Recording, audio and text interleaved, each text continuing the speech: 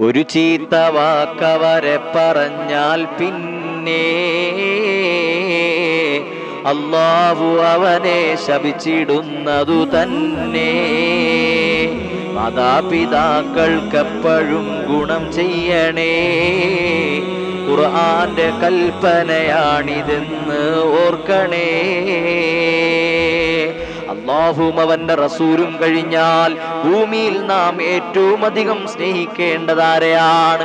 അല്ലാഹുവും അവന്റെ റസൂലും കഴിഞ്ഞാൽ ഭൂമി ലോകത്ത് നാം ഏറ്റവും കൂടുതൽ സ്നേഹിക്കേണ്ടത് നമ്മുടെ പ്രിയപ്പെട്ട മാതാപിതാക്കളാണ്.